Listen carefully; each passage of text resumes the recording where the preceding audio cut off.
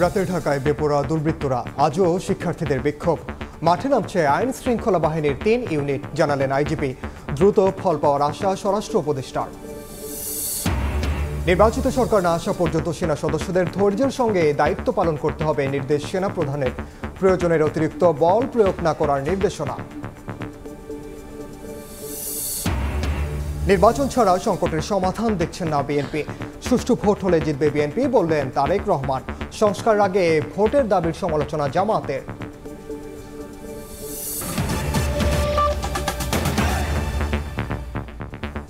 সময় সংবাদের সঙ্গে আছি আমি ওমর ইনান। দেশের আইন শৃঙ্খলা পরিস্থিতি সন্তোষজনক, তবে আরও ভালো করার অবকাশ রয়েছে। দ্রুতই মিলবে ফলাফল। সচিবালয়ে আইন শৃঙ্খলা সংক্রান্ত কোর কমিটির বৈঠক শেষে কথা বলেন স্বরাষ্ট্র উপদেষ্টা। এ সময় প্রেস সচিব জানান, রাজধানীর বিভিন্ন স্থানে চেকপোস্ট বসানো হবে। এদিকে রাজশাহীতে আইজিপি জানান, ডাকাতি ছিনতাই রোধে আজই একযোগে মাঠে নামছে র্যাব, এটিইউ ও ডিএমপি। সারা দেশের আইন শৃঙ্খলা নিয়ন্ত্রণে অপারেশন ডেভিল হান্টের মধ্যেই হরহামেশা ঘটছে এমন ঘটনা। এ পরিস্থিতিতে সোমবার সচিবালয়ে বৈঠক করে আইন শৃঙ্খলা সংক্রান্ত কোর কমিটি। বৈঠক শেষে স্বরাষ্ট্র উপদেষ্টা দাবি করেন, আইন শৃঙ্খলা পরিস্থিতি সন্তোষজনক, তবে আরও ভালো করার অবকাশ রয়েছে। আমি বলবো আইন শৃঙ্খলা পরিস্থিতি স্যাটিসফ্যাক্টরি, বাট এটা উন্নতি করার অবকাশ রয়ে গেছে। কিন্তু এখন হলো কি, যেমন আগে হতো কি, যেমন ধরেন গতকালকের যে ইসের ঘটনাটা, এই যে বনশ্রীতে, এটা হয়তো আমাকে জানতে 2 দিন সময় লেগে যেত। কিন্তু এখন হলো কি, এটা সাথে সাথে ঘটনা জেনে যায়। এই জন্য আমরা ভাবতেছি যে বুঝি আইন শৃঙ্খলা পরিস্থিতি বুঝি একটা খুব বড় ধরনের কোন রকম হয়ে গেছে। এ সময় উপদেষ্টার প্রেস সচিব জানান, রাজধানীর বিভিন্ন স্থানে তল্লাশি চৌকি বসিয়ে আইন শৃঙ্খলা তদারকি করা হবে। এই পেট্রোলটা আজকে রাতের থেকে, আজকে সন্ধ্যা থেকে আপনারা দেখবেন, পুরো ঢাকা শহরেই দেখবেন। এবং এটার জন্য যেটা করা হচ্ছে সেটা হচ্ছে যে কম্বাইন্ড পেট্রোল করা হবে। সোমবার সকালে রাজশাহীতে আইজিপি জানান, ছিনতাই রোধে আজই মাঠে নামছে আইন শৃঙ্খলা বাহিনীর 3টি ইউনিট। আর ব্যর্থতা স্বীকার করে আইন উপদেষ্টা জানান, আইন শৃঙ্খলা পরিস্থিতির উন্নয়নে চেষ্টার কমতি নেই সরকারের। রাত্রিকালীন ছিনতাই, দিনেও ছিনতাই হচ্ছে, তো আমরা এই জিনিসটা আমাদের নোটিশে নিয়েছি। Rapid action battalion, anti terrorism unit এবং ঢাকা মেট্রোপলিটন পুলিশ 3 অর্গানাইজেশন মিলে তারা একটা ইন্টেন্সিভ পেট্রোল প্রোগ্রাম নিয়েছে। আজকের থেকে এটা বাস্তবায়িত হবে আশা করি। আমরা দেখি এইভাবে উন্নতি হয় কিনা, না হয় আমাদের অন্য স্ট্র্যাটেজি নিতে হবে। আইন শৃঙ্খলা পরিস্থিতি আমাদের এই গত 6 মাসে মাঝে মাঝে মোটামুটি ভালো থেকেছে, মাঝে মাঝে খুব খারাপ হয়েছে। ধ্বংসপ্রাপ্ত কিছু প্রতিষ্ঠান নিয়ে কাজ করছি, বিশেষ করে পুলিশ প্রশাসন। আমাদের ব্যর্থতা আছে, এটা অস্বীকার করার কোনো রকম উপায় নাই। কিন্তু আপনাদেরকে একটা জিনিস বলতে চাই, আমাদের এই ব্যর্থতা উত্তরণের জন্য প্রচণ্ড তাড়না এবং চেষ্টা আছে। আইজিপি আরও জানান, 3 ইউনিট মাঠে নামার পরও পরিস্থিতির উন্নতি না হলে ভিন্ন পরিকল্পনা নেওয়া হবে। সানবীর রূপল, সময় সংবাদ, ঢাকা। একের পর এক ছিনতাই, ডাকাতি ও ধর্ষণের প্রতিবাদে রাজধানীতে মানববন্ধন করেছেন শিক্ষার্থীরা। দ্রুত অপরাধীদের দৃশ্যমান শাস্তি নিশ্চিতের দাবি জানান তারা। অন্যদিকে বনশ্রীতে দুর্ধর্ষ ছিনতাইয়ের ঘটনায় 48 ঘন্টার মধ্যে জড়িতদের গ্রেফতারের দাবিতে মানববন্ধন করেছেন ব্যবসায়ী ও এলাকাবাসী। এ সময় ঘটনাস্থলে সেনা সদস্যরা এলে তাদের কাছে নিরাপত্তা নিশ্চিতের আকুতি জানান তারা।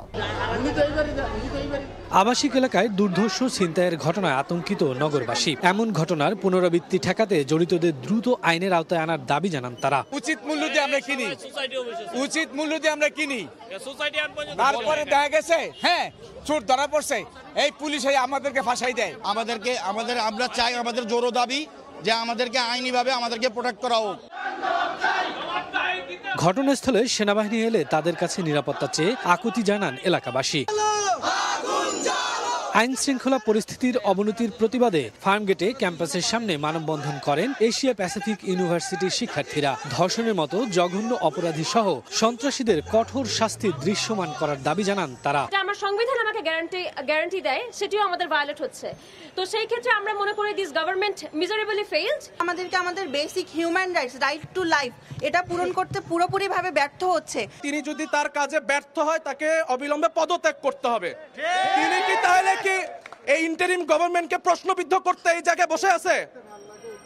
যতক্ষণ না আইন শৃঙ্খলার পরিস্থিতি উন্নতি হবে আমরা ছাত্র সমাজ মাঠ ছাড়ব না এবং কঠোর আন্দোলনের হুঁশিয়ারি দিচ্ছি। দ্রুত যদি দেশের জননিরাপত্তা নিশ্চিতে ব্যর্থ হলে স্বরাষ্ট্র উপদেষ্টার বিরুদ্ধে কঠোর আন্দোলনে যাওয়ার হুঁশিয়ারি দেন শিক্ষার্থীরা। শফিকুজ্জামান রুবেল, সময় সংবাদ, ঢাকা।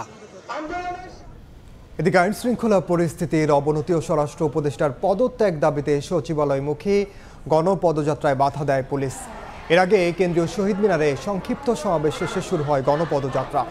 সচিবালয়ের দিকে যাওয়ার পথে পুলিশে বাধায় পড়েন বিক্ষোভকারীরা। এ সময় আন্দোলনকারীদের সঙ্গে আইন শৃঙ্খলা বাহিনীর ধস্তাধস্তির ঘটনা ঘটে। পরে রাস্তায় বসে এই স্লোগান দেন আন্দোলনকারীরা।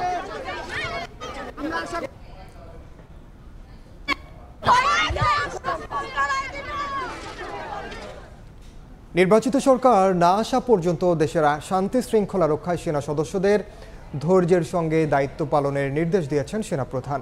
পরিস্থিতি মোকাবিলায় প্রয়োজনের অতিরিক্ত বল প্রয়োগ না করারও নির্দেশনা দেন তিনি।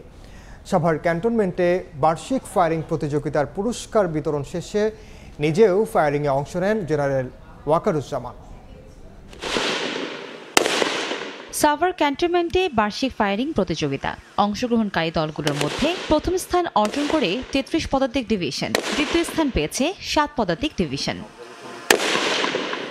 পুরস্কার বিতরণী অনুষ্ঠানে যোগ দেন সেনাপ্রধান জেনারেল ওয়াকারুজ্জামান। জানান, নির্বাচিত সরকার না আসা পর্যন্ত দেশের শান্তি শৃঙ্খলা রক্ষায় কাজ করে যাবে সেনাবাহিনী।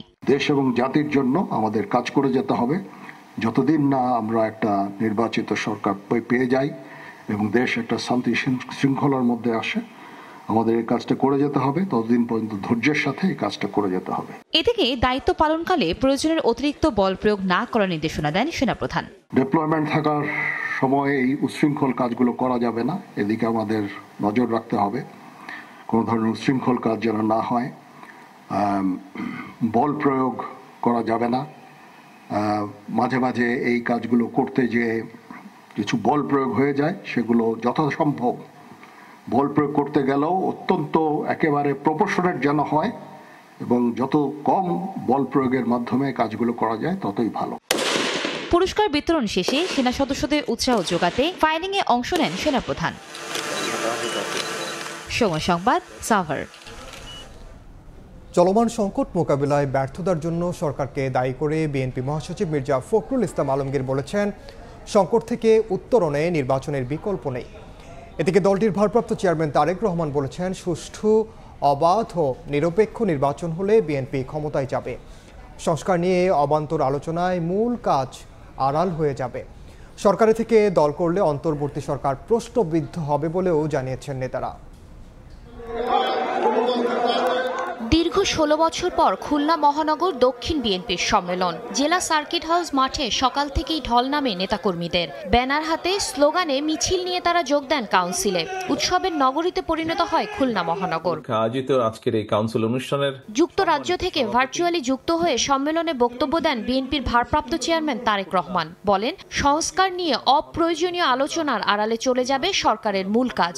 নিরপেক্ষ নির্বাচন হলে জনগণের সমর্থনে বিএনপি ক্ষমতায় যাবে বলেও জানান তিনি। আজকে যদি আমরা সংস্কারের কথা বলেছি, কিন্তু সংস্কার নিয়ে যদি আমরা প্রতিনিয়ত শুধু অবান্তর আলোচনা করতে থাকি, তাহলে আমাদের যে মূল কাজগুলো, অর্থাৎ দেশের মানুষের সমস্যার সমাধান করা, সেটি নিত্য প্রয়োজনীয় দ্রব্য মূল্যের সমস্যার সমাধান হোক, সেটি রাস্তায় পথ চলার, রাস্তাঘাটের নষ্ট রাস্তাঘাট ঠিক করার সমস্যার সমাধান হোক, আমাদের ভবিষ্যৎ প্রজন্ম ছাত্রছাত্রীদের শিক্ষা ব্যবস্থা হোক, কৃষকদের কৃষি ব্যবস্থা হোক, স্বাস্থ্য ব্যবস্থা, যেটাই হোক না কেন, আমরা কিছু কিছু ক্ষেত্রে হয়তো কিছু কিছু সফলতা বা সফলতার দ্বার প্রান্তে গিয়ে পৌঁছেছি আমরা, কিন্তু এখনো সম্পূর্ণভাবে সফল হতে পারিনি।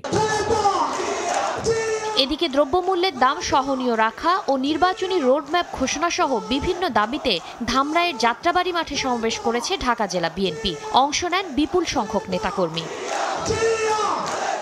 সমাবেশে প্রধান অতিথি হিসেবে যোগ দেন বিএনপি মহাসচিব মির্জা ফখরুল ইসলাম আলমগীর। তিনি বলেন, আইন শৃঙ্খলা পরিস্থিতির অবনতি সহ নানা সংকটের ব্যর্থতার দায় সরকারের। দেশের চলমান সংকট সমাধানে নির্বাচনের বিকল্প নেই বলেও জানান তিনি। 15 বছর আমরা লড়াই করলাম, আমাদের 60 লক্ষ মানুষের বিরুদ্ধে মিথ্যা মামলা হলো, আমাদের 20,000 মানুষকে হত্যা করা হলো, 700 মানুষকে গুম করে দেওয়া হলো, সেটার দিকে কারোর কোনো খেয়াল নেই। বিএনপি যেন কিছুই করে না। এই উৎখাত ফ্যাসিস্টকে উৎখাত তার ভিত্তি স্থাপন করেছে বিএনপি। এদিকে সকালে নয়াপল্টনে জুলাই আন্দোলনে ক্ষতিগ্রস্তদের পুনর্বাসন ও হত্যার বিচারের দাবিতে আয়োজিত মানববন্ধনে বিএনপি নেতারা বলেন, জামাত যখনই সুযোগ পেয়েছে তখনই পিছন থেকে ছুরি মারার চেষ্টা করেছে। সরকারে থেকে দল করলে অন্তর্বর্তী সরকার প্রশ্নবিদ্ধ হবে বলেও জানান তারা। নতুন রাজনৈতিক দল সৃষ্টি করার ব্যাপারে সহযোগিতা করবে, এই জন্য কিন্তু এই সরকারকে ক্ষমতা আনা হয় না। অনেকে ছাত্র শিবিরকে বলে গুপ্ত ছাত্রলীগ, এর উত্তর কি করে দেবেন? এর তো অনেক প্রমাণ, অনেক নাম, অনেক তালিকা আমাদের কাছে আছে। আর আমরা দেখেছি এই রাজনৈতিক দলটি যখনই সুযোগ পেয়েছে বিএনপিকে পেছন থেকে ছুরিকাঘাত করার চেষ্টা করছে। গ্রহণযোগ্য নির্বাচন দিয়ে অন্তর্বর্তীকালীন সরকারকে দায়িত্ব হস্তান্তরের আহ্বান জানান বিএনপি নেতারা। শাতিলা শারমিন, সময় সংবাদ। এদিকে সংস্কার ও স্থানীয় সরকার ভোটের আগে জাতীয় নির্বাচন দাবির সমালোচনা করেছেন জামায়াত নেতারা। কিছু গণমাধ্যম আধিপত্যবাদীদের সেবাদাসে পরিণত হয়েছে উল্লেখ করে সবাইকে দেশপ্রেমে উজ্জীবিত হয়ে সাংবাদিকতা করার আহ্বান জানিয়েছেন তারা।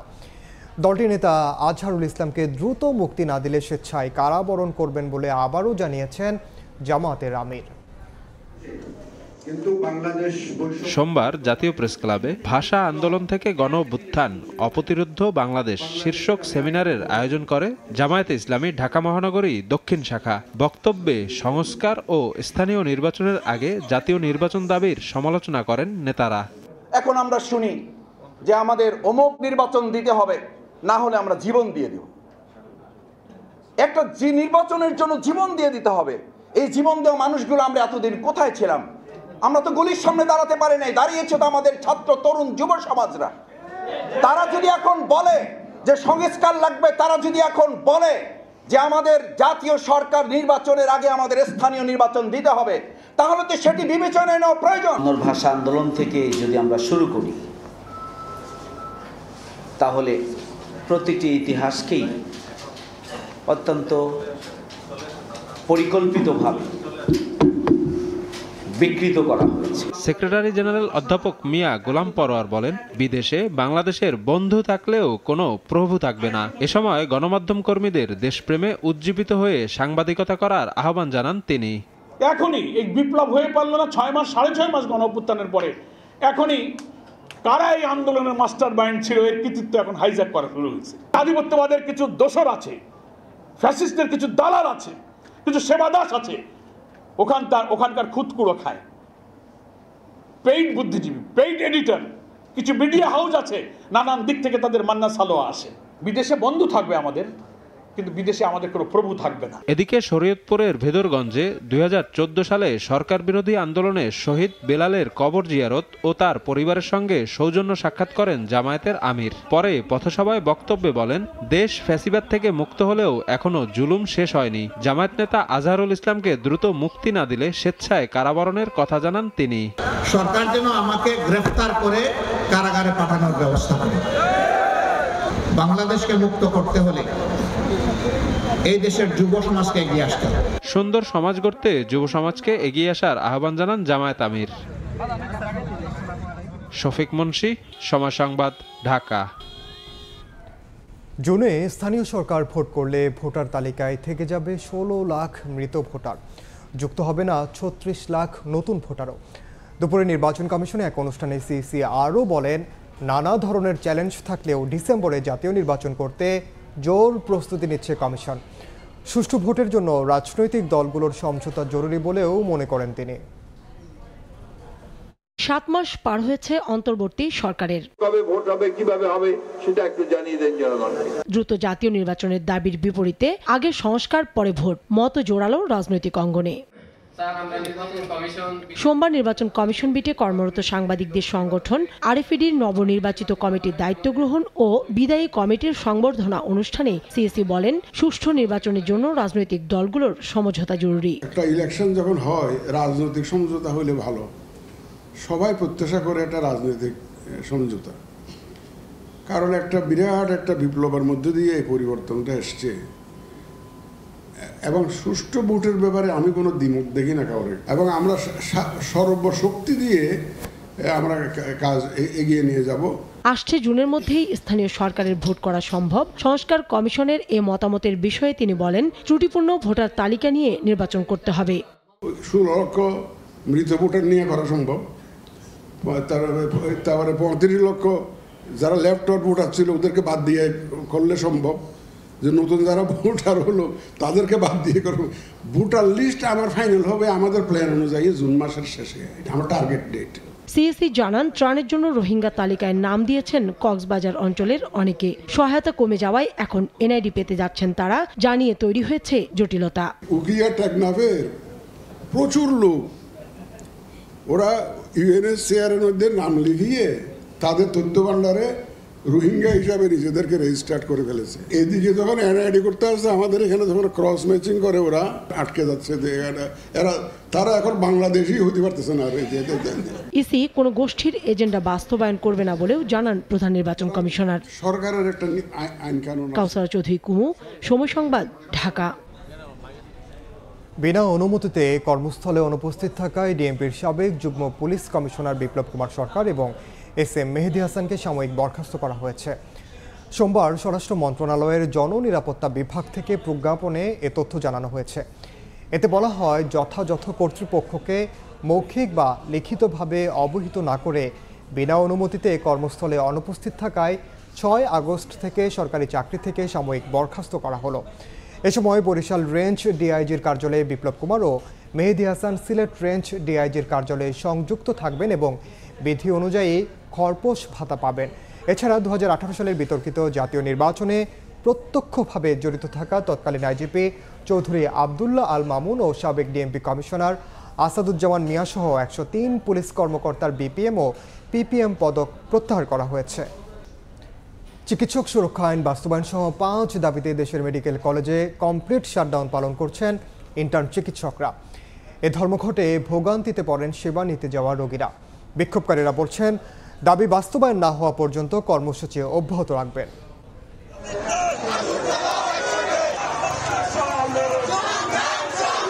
এমবিবিএস ডিগ্রি ছাড়া নামের সঙ্গে ব্যবহার করা যাবে না চিকিৎসক পরিচয়। ম্যাটসের কার্যক্রম বন্ধ ও বিসিএস পরীক্ষায় বয়স বৃদ্ধি সহ 5 দফা দাবিতে কমপ্লিট শাটডাউন কর্মসূচি সরকারি মেডিকেল কলেজের ইন্টার্ন চিকিৎসকদের।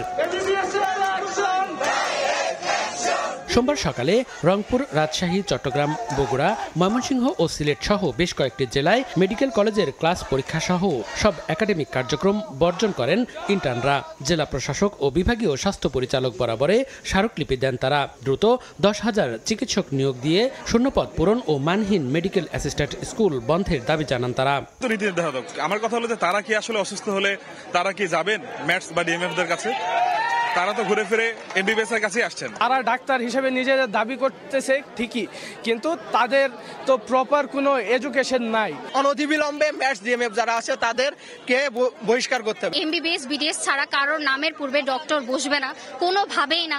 যারা ডিএমএফ তারা ডিএমএফ এর পরিচয় দিবে, যারা ম্যাটস তারা ম্যাটস এর পরিচয় দিবে। ডাক্তার নামের পাশে কেউ বসাইতে পারবে না এমবিবিএস বিডিএস ছাড়া। আর যতদিন না এই দাবি মানা হবে ততদিন আমরা রাজপথ ছাড়বো না। ভোগান্তি হচ্ছে, তারপরে ইন্টার্নি ডাক্তার ওনারা থাকলে সবসময় তো রোগীর দেখাশোনা করতে পারে, কিন্তু এটা তো হচ্ছে না। তারা কাজে ফেরুক, এটা আমরা চাই, তাহলে আমাদের চিকিৎসা ভালো হবে। যেহেতু আমরা রোগী, আমরা চাই যে দ্রুত আমরা সুস্থ হই। সেহেতু ডাক্তার যদি বা ইন্টার্নিরা যদি না থাকে তাহলে তো আমরা দ্রুত সুস্থ হব না। দাবি পূরণ না হলে আরও কঠোর কর্মসূচি দেওয়ার হুঁশিয়ারি দিয়েছেন ইন্টার্নরা। মনিরুজ্জামান প্রান্ত, সময় সংবাদ।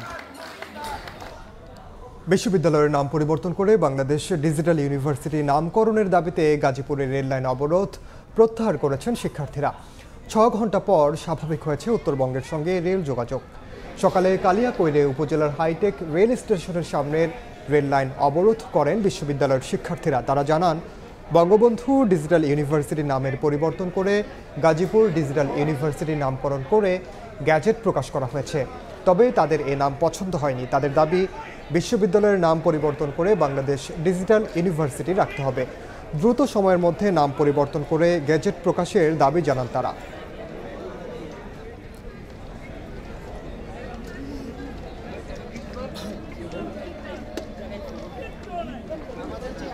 মুহূর্তে রাঙামাটিতে আছেন সহকর্মী হেফাজত সবুজ, সরাসরি যাচ্ছি তার কাছে। সবুজ, রাঙামাটির অন্যতম যে আকর্ষণীয় পর্যটন কেন্দ্র সাজেক, সেই সাজেকে আসলে আজ দুপুর 1টা নাগাদ ভয়াবহ অগ্নিকাণ্ড ঘটনা ঘটেছে।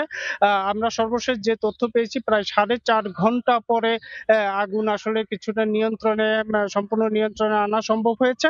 একটি বিষয়ে আমরা জানিয়ে রাখি যে আমরা সাজেকে কিন্তু কোনো ধরনের ফায়ার স্টেশন না থাকার কারণে অগ্নিকাণ্ডের সূত্রপাত হওয়ার সাথে সাথেই আসলে সেখানে সেনাবাহিনী, বিজিবি এবং স্থানীয়রা আগুন নেভানোর কাজ শুরু করে এবং সাথে ফায়ার সার্ভিসকে খবর দেওয়া হয়। খবর পেয়েই বাগাইছড়ি, খাগড়াছড়ি এবং দিঘিনালার 3টি ফায়ার স্টেশন থেকে আসলে গাড়ি সেখানে মুভ করে এবং রাঙামাটি থেকেও একটি ইউনিট আসলে সাজেকের উদ্দেশ্যে যাত্রা করে। তো সর্বশেষ আসলে যে তথ্যটা সেটা হলো যে 11টি ফায়ার সার্ভিসের গাড়ি রওনা করেছিল, কিন্তু ঘটনাস্থলে 4টি গাড়ি পৌঁছাতে পেরেছে এবং এই 4টি ইউনিট পৌঁছিয়ে সেখানে আগুন নিয়ন্ত্রণে আসার চেষ্টা করেছে। আমরা ওখানে কথা বলেছিলাম আসলে যে রিসোর্ট মালিক সমিতির সভাপতির সাথে, তিনি আমাদেরকে যেটা জানিয়েছেন সেটা হলো যে দুপুর 1টার কিছু পরে আসলে অবকাশের পাশে থেকে আসলে অগ্নিকাণ্ড তারা দেখতে পায় এবং মুহূর্তের মধ্যে সেই অগ্নিকাণ্ড আশেপাশে যে রিসোর্ট আছে সেগুলিতে ছড়িয়ে পড়ে। আসলে পানির পর্যাপ্ত যোগান না থাকার কারণে আসলে এই আগুনকে তাৎক্ষণিকভাবে কোনোভাবে নিয়ন্ত্রণ করা সম্ভব হয়নি, যার কারণে আসলে আগুনের তীব্রতা বেড়ে যায়। এবং আমরা আরেকটি বিষয় আসলে জানিয়ে রাখি যে আমরা কথা বলেছিলাম সেখানকার চাঁদের বাড়ি যে রিসোর্ট রয়েছে তার মালিক ইয়াছিনের সঙ্গে। তিনি আমাদেরকে জানিয়েছেন আসলে ক্ষয়ক্ষতির পরিমাণ তার রিসোর্টটিও আগুনে জ্বলে গেছে এবং সে সেখান থেকে একটি সুতা পর্যন্ত বের করতে পারেনি, আমাদেরকে এমনটা জানিয়েছেন। তিনি জানিয়েছেন যে তিনি নয়, এখানে যে রিসোর্টগুলো পুরা গেছে সেখানে আসলে তারা সকলে আসলে একেবারে নিঃস্ব হয়ে গেছে। সর্বশেষ যে তথ্যটা আমরা বিভিন্ন মাধ্যম থেকে আমরা পেয়েছি, প্রায় 90টিরও অধিক আসলে সেখানে যে রিসোর্ট সেগুলি সম্পূর্ণরূপে পুড়ে গেছে। তো রাঙামাটির সাজেকের যে ভয়াবহ অগ্নিকাণ্ড, এই ছিল আমার কাছে তার সর্বশেষ। সরাসরি যুক্ত ছিলাম রাঙামাটিতে। এই ছিল সময় সংবাদে।